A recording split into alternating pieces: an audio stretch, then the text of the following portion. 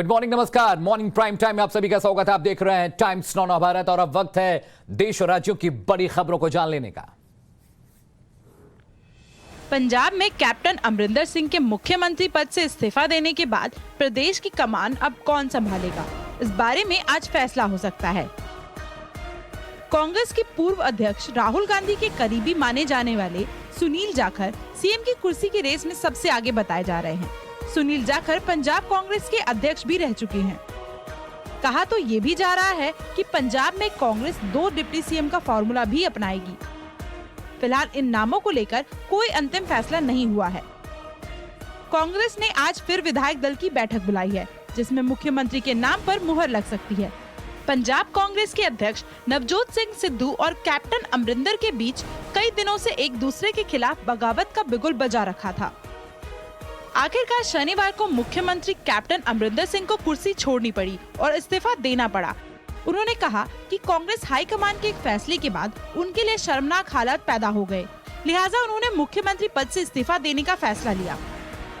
इस्तीफा देने के बाद कैप्टन अमरिंदर सिंह ने कहा कि ये कांग्रेस पार्टी का फैसला है और अगर पार्टी पंजाब में नवजोत सिंह सिद्धू को मुख्यमंत्री पद का चेहरा बनाती है तो वो इसका विरोध करेंगे। अमरिंदर सिंह ने ये भी कहा कि सिद्धू का संबंध पाकिस्तान से है और ये राष्ट्रीय सुरक्षा के लिए खतरा होगा।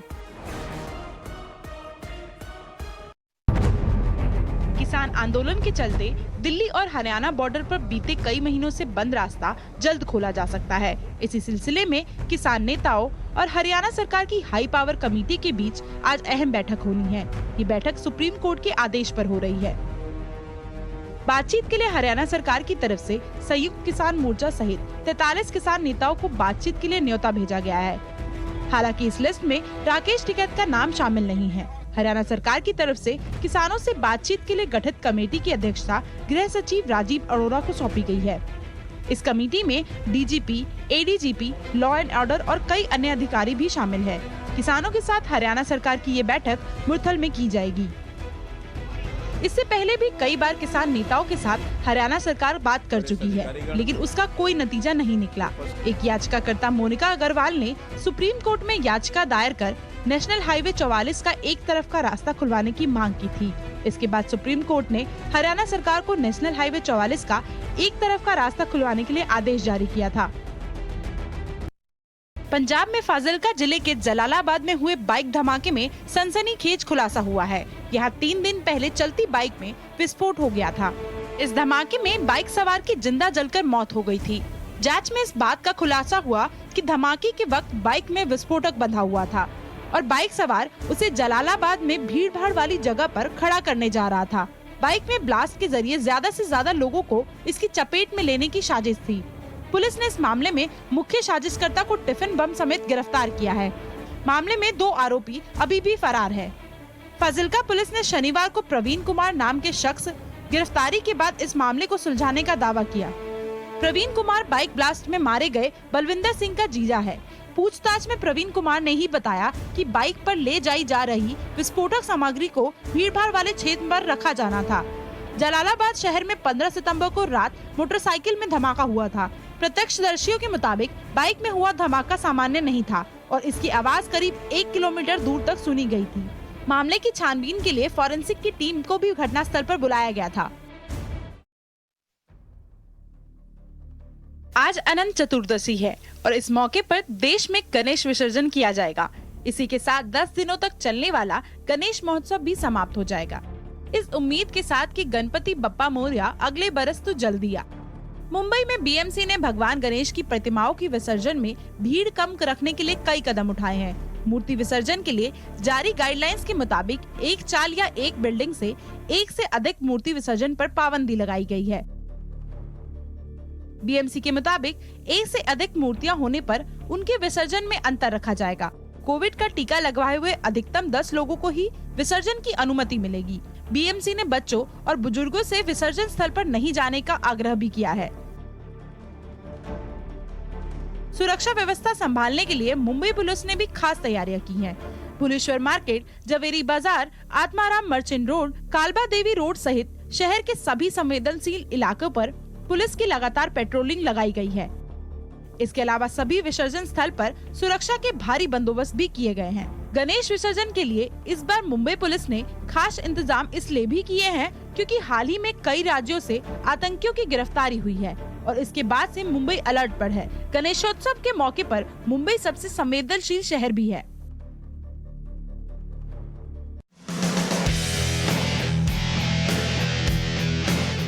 इंडियन प्रीमियर लीग यानी आईपीएल का दूसरा चरण आज से शुरू हो रहा है। पहला मैच चेन्नई सुपर किंग्स और मुंबई इंडियंस के बीच दुबई में खेला जाएगा। मैच शाम 7:30 बजे से शुरू होगा।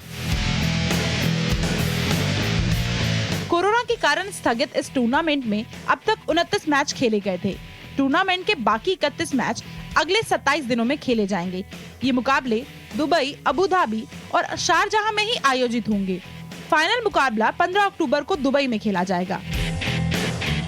कोविड-19 के चलते पिछले साल आईपीएल को यूएई में कराना पड़ा था, लेकिन इस साल टूर्नामेंट की भारत में वापसी हो गई थी। सब कुछ ठीक चल रहा था, लेकिन तभी वायरस ने बायो बबल को भेदा और कोविड संक्रमण के मामले बढ़ने लगे। आनन फानन में टूर्नामेंट को बीच में ही रोकना पड़ा। काफी इंतजार और चर्चाओं के बाद तय किया गया कि आईपीएल 2021 के बाकी मुकाबले का आयोजन अब यूएई में कराया जाएगा। और अब बुलेटिन में वक्त है राज्यों की खबरों का। देखिए 1 मिनट में अपने राज्यों की खबरें फटाफट।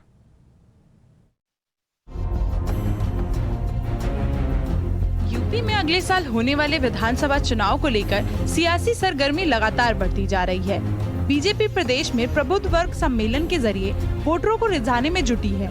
सीएम योगी आदित्यनाथ ने शनिवार को प्रबुद्ध वर्ग सम्मेलन में विपक्षी दलों पर जमकर हमला बोला। साथ ही हिंदू देवी देवताओं पर टिप्पणी करने वाले नेताओं पर भी निशाना साधा। राजधानी लखनऊ में अलीगंज में आयोजित सम्मेलन में सीएम योगी ने कहा कि देश में आपदा के समय एक पार्टी के लोग इटली भाग जाते हैं। देवी देवताओं पर टिप्पणी, रामकृष्ण को नकार जाना उनकी प्रवृत्ति का हिस्सा है। इधर केंद्रीय मंत्री स्मृति ईरानी भी शनिवार को ही वाराणसी पहुंची। प्रबुद्ध वर्ग सम्मेलन को संबोधित किया। इस दौरान स्मृति ईरानी ने योगी सरकार की जमकर तारीफ की और साथ ही कांग्रेस और समाजवादी पार्टी सहित विपक्ष पर निशाना साधा। नागालैंड में शनिवार को बड़ा सियासी घटनाक्रम हुआ। नागालैंड में मुख्यमंत्री नेफ्यू रियो की सरकार के सामने अब कोई विपक्ष बाकी नहीं रह गया, क्योंकि प्रदेश में सभी सियासी दलों ने मिलकर विपक्ष रहित सर्वदलीय सरकार गठित करने का फैसला किया है। दरअसल कोहिमा में स्टेट बैंकेट हॉल में शनिवार को एक बैठक हुई। इस बैठक में एनडीपीपी, बीजेपी, एनपीएफ के विधायक शामिल हुए। राज्य की विधानसभा में निर्दलीय पहुंचे 2 विधायक भी इस बैठक में पहुंचे। बैठक में सत्तारूढ़ और विपक्षी दलों ने सर्वसम्मति से संयुक्त लोकतांत्रिक गठबंधन यानी यूडीए के नाम से गठबंधन बनाने का फैसला किया। 2018 का विधानसभा चुनाव एनडीपीपी और बीजेपी ने मिलकर लड़ा था और सरकार बनाई थी। 60 सदस्यीय नागालैंड विधानसभा में एनडीपीपी के 20, बीजेपी के 12, एनपीएफ के 25 और 2 निर्दलीय विधायक हैं। एनडीपीपी के एक विधायक के निधन के बाद से एक सीट फिलहाल खाली है। राजस्थान के सीकर में कल देर शाम एक बड़ा हादसा हो गया। NH52 पर ठिकरिया के पास एक कार पुलिया से गिर गई। दुर्घटना में कार सवार 5 लोगों की मौके पर ही मौत हो गई। एक्सीडेंट में एक शख्स घायल भी हुआ है, जिसके इलाज के लिए जयपुर रेफर किया गया है। सीकर के रिंगस इलाके में ये घटना हुई। बताया जा रहा है कि कार अनियंत्रित होकर पुलिया से नीचे गिर गई। स्थानीय लोगों की सूचना पर आनन फानन में रिंगिस पुलिस घटनास्थल पर पहुंची और कार में फंसे लोगों को निकालकर अस्पताल पहुंचाया, जहां डॉक्टरों ने 5 लोगों को मृत घोषित कर दिया। रिंगस पुलिस ने शवों को सीएचसी की मोर्चरी में रखवाया है। हादसे के शिकार युवक सीकर में एक आइसक्रीम फैक्ट्री में काम करते थे और एक कार्यक्रम में शामिल होने के लिए श्री माधोपुर जा रहे थे। हादसे को लेकर राजस्थान के मुख्यमंत्री अशोक गहलोत ने दुख जताया है। झारखंड के लातेहार जिले में शनिवार को एक दर्दनाक हादसा हो गया। पूजा के बाद डाली विसर्जित करने गई 7 लड़कियों की डूबने से मौत हो गई। घटना बालूमाथ थाना क्षेत्र के तहत बुकरू ग्राम में मननडी टोले की है। घटना के बाद मृतकों के परिजनों का रो रो कर बुरा हाल है, तो वहीं पूरे जिले में इस खबर से शोक की लहर दौड़ गई है। दरअसल डाली का विसर्जन करने शनिवार दोपहर में 10 लड़कियों की टोली तालाब पर गई थी, लेकिन तालाब में 7 लड़कियां डूब गई। घटना की जानकारी मिलने पर बड़ी संख्या में ग्रामीण और पुलिस के पदाधिकारी घटनास्थल पर पहुंचे। इसके बाद लड़कियों को तालाब से बाहर निकाला गया। लातेहार के डिप्टी कमिश्नर अबू इमरान ने उप विकास आयुक्त को इस मामले में जांच कराने के निर्देश दिए। राष्ट्रपति रामनाथ कोविंद, प्रधानमंत्री नरेंद्र मोदी और मुख्यमंत्री हेमंत सोरेन ने घटना पर दुख जताया है। बीजेपी के राष्ट्रीय उपाध्यक्ष रघुवर दास और प्रदेश अध्यक्ष दीपक प्रकाश ने घटना पर शोक प्रकट करते हुए मृत लड़कियों के परिजनों को 10-10 लाख रुपए की सहायता राशि देने की मांग की है। मध्य प्रदेश के कई जिलों में आज भारी बारिश का अलर्ट है। मध्य प्रदेश में मौसम विभाग ने कहा कि राजधानी भोपाल, इंदौर, उज्जैन समेत कई जिलों में अगले 24 घंटों में भारी बारिश देखने को मिल सकती है। पिछले 24 घंटे में भोपाल, इंदौर समेत प्रदेश के 52 में से 46 जिले भारी बारिश की वजह से तरबतर हो गए। लगातार हो रही बारिश के चलते राज्य में कई नदियां उफान पर है।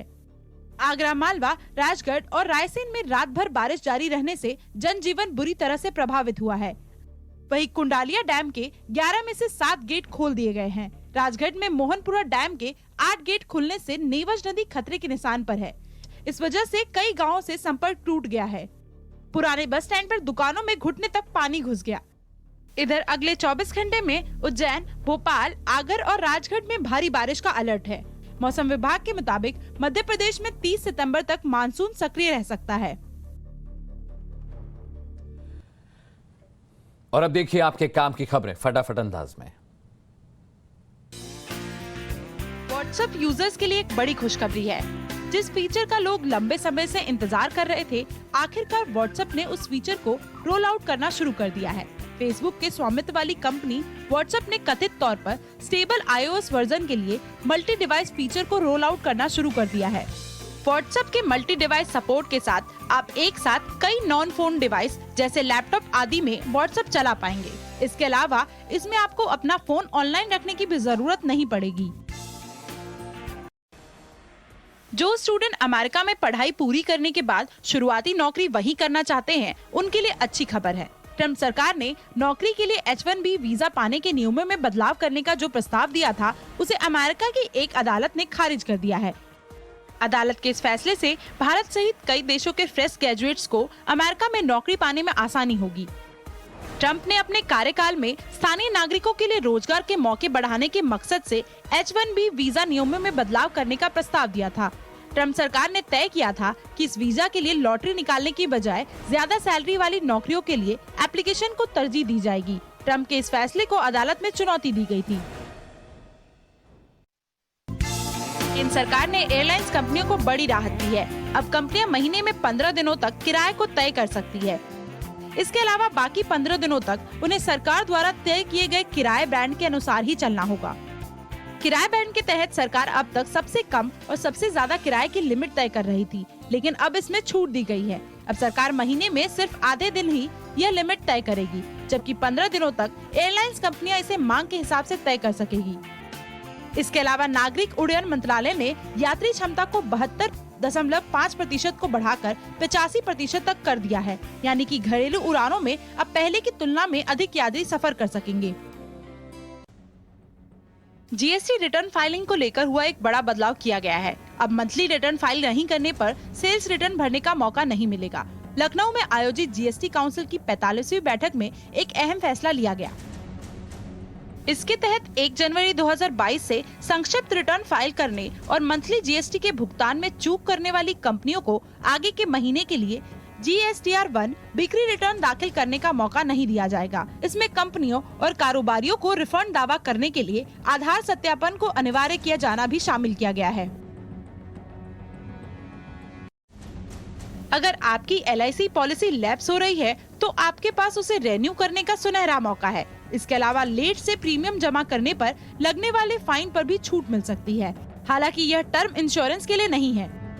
लाइफ इंश्योरेंस कॉर्पोरेशन की तरफ से इस समय स्पेशल रिवाइवल कैंपेन चलाया जा रहा है। इस कैंपेन की शुरुआत 23 अगस्त को की गई थी और यह कैंपेन 22 अक्टूबर तक चलेगा।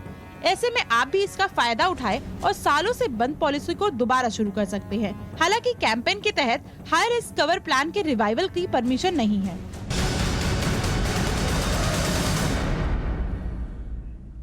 और काम की खबर के बाद रुख करते हैं इस वक्त की बड़ी खबर का। पंजाब में अमरिंदर सिंह के इस्तीफे के बाद आज एक नए मुख्यमंत्री का नाम तय हो सकता है। कल विधायकों की बैठक के बाद कैप्टन अमरिंदर सिंह ने इस्तीफा दे दिया था। कैप्टन अमरिंदर सिंह और नवजोत सिंह सिद्धू के बीच लंबे वक्त से तनातनी चल रही थी और आखिरकार इसका अंत कैप्टन अमरिंदर सिंह के इस्तीफे से हुआ। पंजाब कांग्रेस के विधायक दल की बैठक में नए मुख्यमंत्री के नाम का ऐलान हो सकता है। आलाकमान नई जिम्मेदारी दी गई है। इस बीच जब तक नए मुख्यमंत्री के नाम का ऐलान नहीं होता, नाम तय नहीं होता, दिल्ली से गए पर्यवेक्षक चंडीगढ़ में ही रहेंगे। जानकारी के मुताबिक मुख्यमंत्री पद की रेस में सबसे आगे सुनील जाखड़ हैं। सिद्धू गुट के सुखदिंदर सिंह रंधावा का नाम भी ऊपर चल रहा है। इसके अलावा अंबिका सोनी, विजयेंद्र सिंगला का भी नाम चर्चा में है। सूत्रों के मुताबिक आज सुबह 11 बजे विधायक दल की बैठक होगी जिसमें नए मुख्यमंत्री के नाम का ऐलान हो सकता है। तो बड़ी खबर आपको बता रहे हैं, पंजाब में कैप्टन अमरिंदर सिंह के इस्तीफे के बाद आज आला कमान विधायक दल की बैठक के बाद पंजाब के नए मुख्यमंत्री का ऐलान कर सकता है। सुनिए।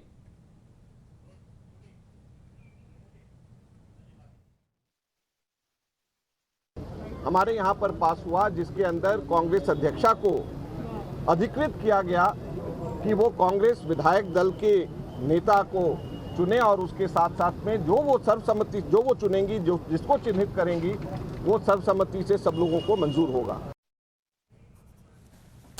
और आखिर किन किन नामों पर दांव लग सकता है, वो कौन से संभावित चेहरे हैं, संभावित नाम हैं जो मुख्यमंत्री बनाया जा सकता है। एक ग्राफिक के जरिए आपको मैं समझा देता हूं कि वो कौन से बड़े नाम हैं जिनकी उम्मीद है कि पंजाब की कमान उनको मिल जाए। पहला नाम सुनील जाखड़, बेहद करीबी है कैप्टन अमरिंदर सिंह के, इनके नाम पर चर्चा हो रही है। ये एक बड़ा चेहरा है और राजनीति का गुर है और अनुभव है पिछले 3 दशकों का। दूसरा नाम सुखदिंदर सिंह रंधावा, ये भी पंजाब राजनीति का एक बड़ा चेहरा है, सिख चेहरा है। इसके अलावा विजयेंद्र सिंह, मनीष तिवारी जो कभी कांग्रेस के प्रवक्ता हुआ करते थे, उनके नाम की चर्चा भी हो रही है कि पंजाब के नए मुख्यमंत्री हो सकते हैं। इसके अलावा प्रताप सिंह बाजवा पंजाब की राजनीति को बहुत सलीके से, करीने से समझते हैं, इनके नाम की चर्चा भी हो रही है। ये वो 5 बड़े संभावित नाम हैं जिन पर मुहर लग सकती है। आलाकमान इस पर फैसला लेगा। आज 11 बजे विधायक दल की बैठक है और साथ ही सोनिया गांधी के मशवरे के बाद यह बात तय होगी कि आखिर पंजाब की कमान किसे मिलेगी। रंजीता झा सुबह सुबह मेरे साथ जुड़ रही है, मेरी सहयोगी, उनसे इस बाबत बातचीत करते हैं। Good morning Ranjita. आखिर ये संभावित जो चेहरे हैं, सबसे प्रबल दावेदार आपके हिसाब से कौन है रंजीता, जिसे मुख्यमंत्री बनाया जा सकता है? देखिए, सूत्रों के हवाले से जो खबर निकल कर आई, जो हम कल से अपनी टीवी स्क्रीन पर चला रहे हैं, सुनील जाखड़ जो सबसे प्रबल उम्मीदवार बताए जा रहे थे, लगभग कांग्रेस आलाकमान ने इनका नाम तय कर लिया था। हिंदू चेहरा और हम कह सकते हैं नॉन कंट्रोवर्शियल चेहरा, ऐसा चेहरा जिस पर कभी किसी तरह का विवाद नहीं रहा, कांग्रेस को बखूबी समझने वाले पुराने कांग्रेसी नेता, पूर्व अध्यक्ष रहे हैं। और एक वक्त था जब कैप्टन अमरिंदर सिंह और सुनील जाखड़ के बीच नाराजगी थी, लेकिन अब हम कह सकते हैं कि जो दोनों गुट है, चाहे वो कैप्टन गुट हो या फिर नवजोत सिंह सिद्धू गुट, दोनों ही गुट में कंफर्टेबली जो व्यक्ति एडजस्ट कर सकता है, जिनके नाम पर सहमति बन सकती थी, वो सुनील जाखड़ थे। ये भी कहा जा रहा था कि प्रताप सिंह बाजवा भी उस तरह के एक नाम के रूप में उभर रहे हैं। मनीष तिवारी की आप बात कर रहे हैं, वो कैप्टन खेमे के माने जाते हैं, जिसको पता नहीं सिद्धू खेमा कितना मानेगा। लेकिन सुनील जाखड़ को लेकर एक पेज जो फंसा हुआ है, वो एक बड़ा मामला हो सकता है। वो ये कि सुनील जाखड़ हिंदू चेहरा है और कई सिख नेताओं ने, जिनसे हमारी भी फोन पर बातचीत हुई, जब हमने ये सवाल किया कि सुनील जाखड़ जब तय है तो कांग्रेस पार्टी को अनाउंसमेंट में प्रॉब्लम क्यों हो रही है, क्यों कांग्रेस अनाउंस नहीं कर पा रही है। कहा जा रहा था कि कल किसी भी समय घोषणा कर सकते हैं, लेकिन पेज नहीं सुलझा, इस वजह से आज पर डिले कर दिया। आज जो विधायक दल की बैठक बुलाई गई, उनका कहना है कि हमने कांग्रेस आला कमान को भी बताया है, वो नाम ऑफिशियली नहीं बताना चाहते हैं कि किस नेता से हमने बातचीत की है, लेकिन उनका ये कहना है कि पंजाब एक ऐसा स्टेट है जहां सिख जो है वो रिप्रेजेंट करता है, सिख मुख्यमंत्री अमूमन जो है वो माना जाता है। एक हिंदू चेहरे को लाना कहीं ना कहीं जो विधानसभा चुनाव है उसमें पार्टी को नुकसान हो सकता है।